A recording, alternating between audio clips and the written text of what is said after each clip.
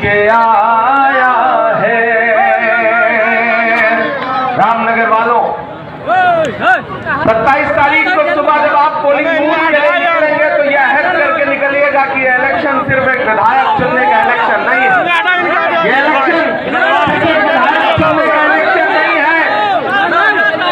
27 तारीख को आपकी दबाई गई ईवीएम की बटन से यह फैसला होना है कि लखनऊ की गद्दी पर गांधी को मानने वाले बैठेंगे या गोडसे को मानने वाले बैठेंगे। ये लड़ाई बहुत बड़ी लड़ाई है। मैंने सुना है कि ये जो रामपुर कस्बा है ये बुनकरों का शहर है, बुनकरों का इलाका है। आप अपनी उंगलियों में धागे पिरोते हैं और उसके बाद उसे बुनते हैं तो लोगों के जिस्म के लिए लिबास बनते हैं। आप लोगों को कपड़े पहनाना भी जानते हैं और लोगों को नंगा करना भी जानते हैं। मैं ये जानता हूं कि यहां से जो सदाएं उठती हैं, यहां से जो पैगाम जाता है, यहां से जो संदेशा जाता है, वो पूरी विधानसभा का रुख तय करता है। इसीलिए हमने स्पेशली आपके यहां आने का फैसला किया, आपको चुना कि मैं जाकर के एक बार रामपुर के लोगों से बात करूंगा, उनसे अपील करूंगा, उन्हें समझाऊंगा कि मेरे भाई मुझे बताओ कि जब जब तुम्हारे मुद्दों पर बात आई है तो तुम्हारी लड़ाई कौन लड़ रहा है। आपने झोली भर भर करके उत्तर प्रदेश की एक पार्टी को वोट दिया है पिछले 20 साल से। मैं नाम नहीं लूंगा, नहीं आप जान जाएंगे कि मैं समाजवादी पार्टी की बात कर रहा हूं।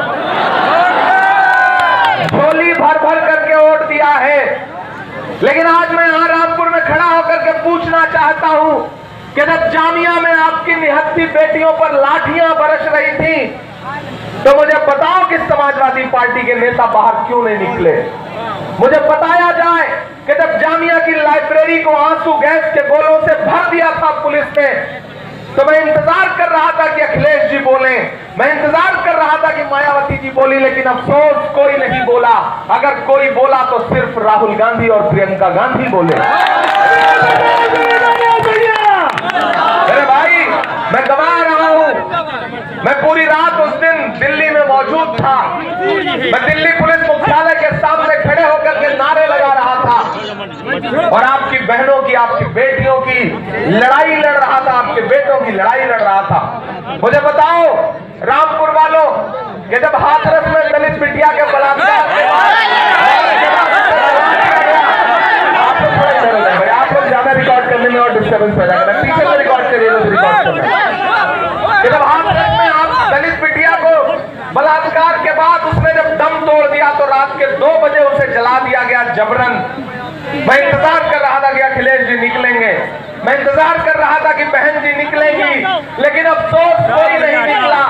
लेकिन एक सुबह ऐसा हुआ कि राहुल गांधी जी ने ऐलान किया कि मैं जाऊंगा बिटिया से मिलने के लिए,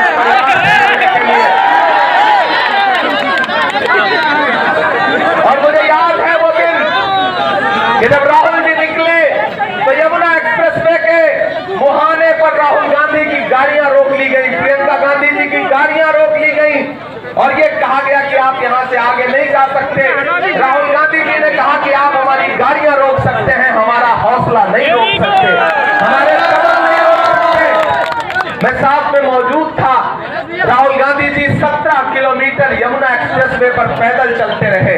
हमने आपके लिए संघर्ष किया है, हमने आपकी लड़ाई लड़ी है। मुझे बताओ कि जब दिल्ली की पगलाई हुई सरकार तुमसे ये कह रही थी कि कागज दिखाओ, कागज दिखाओगे तब मानेंगे कि हिंदुस्तानी हो या नहीं हो, और तुम ऐलान कह रहे थे कि फिरौन की है, नमरूद की है, फूलों से जंग बारूद की है, इस बार तो डरना नामुमकिन, इस बार तो बात वजूद की है। जब तुम ऐलान ये कह रहे थे और एक सुबह ऐसी आई कि जब उत्तर प्रदेश सरकार के इशारे पर 21 से ज्यादा नौजवानों को सीनों पे सीधे गोलियां मार के हलाक किया गया।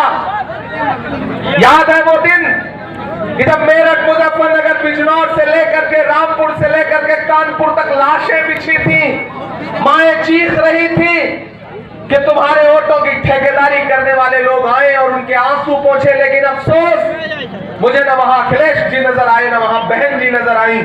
लेकिन अगली सुबह जब मेरी आंख खुली तो मैंने ये देखा कि बिजनौर में पुलिस की गोली से मारे गए यूपीएससी की तैयारी करने वाले अनस और सुलेमान की मां को अपने सीने से लगा करके वहां पर प्रियंका गांधी खड़ी थी। मैंने देखा है ये मंजर, वहां पर राहुल गांधी खड़े थे, मैंने देखा है ये मंजर। मैं आपसे गुजारिश करते हुए ये कह रहा हूं कि कांग्रेस आपके लिए मुद्दों पर लड़ती रही है।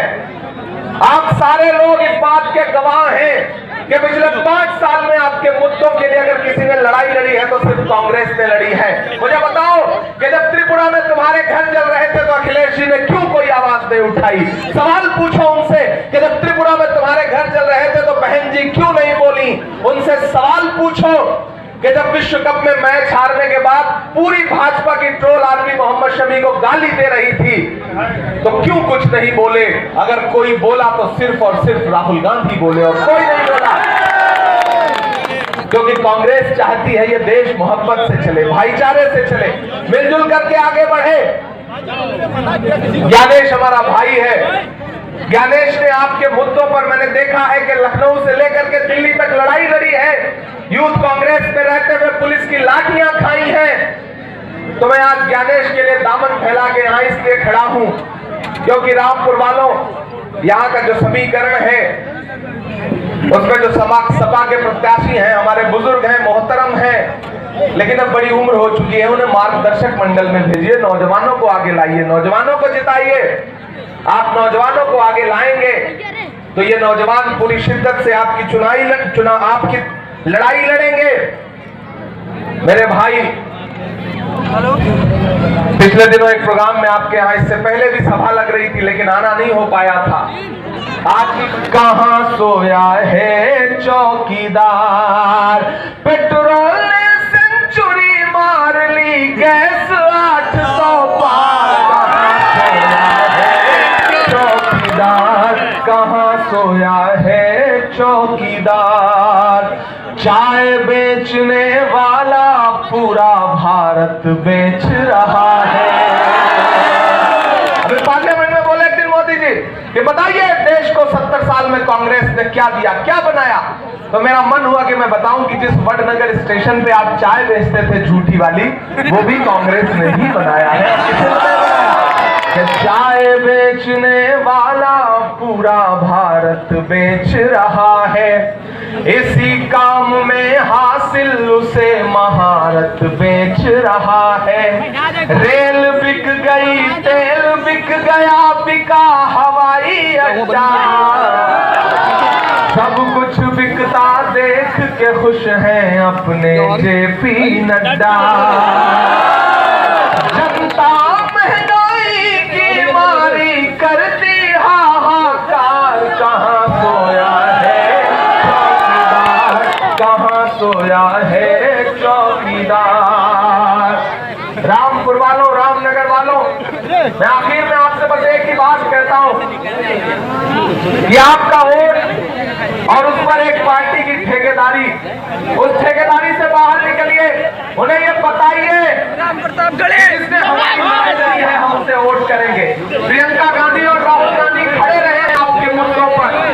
आप एहसान फरामोश नस्ल नहीं है, आप तो इस बात पे ईमान रखने वाले लोग हैं कि मजदूर को उसका पसीना सूखने से पहले उसकी मजदूरी दे दी जाए। आप इस बात पे कांग्रेस ने आपकी लड़ाई लड़ी है और कांग्रेस ने हमारे भाई को, ज्ञानेश को आपके बीच में प्रत्याशी बना के, प्रतिनिधि बना के भेजा है। प्रियंका जी ने मुझसे कहा कि इमरान, रामनगर की सीट पर कांग्रेस बहुत अच्छा लड़ रही है, जाइए वहां लोगों से अपील करिए। तो मैं आपके बीच में आकर के ये कह रहा हूं कि ज्ञानेश को जिताइए। उठाइए के साथ ऐसे काम नहीं चलेगा, उठाइए के साथ।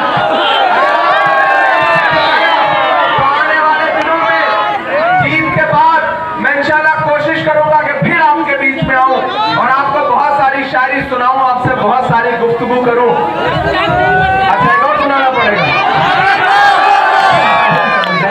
आपकी मोहब्बत को सलाम करता हूं, ठीक है, आपका हुक्म है। मैं इतना सुना के जा रहा हूं कि मोहब्बत भाईचारे के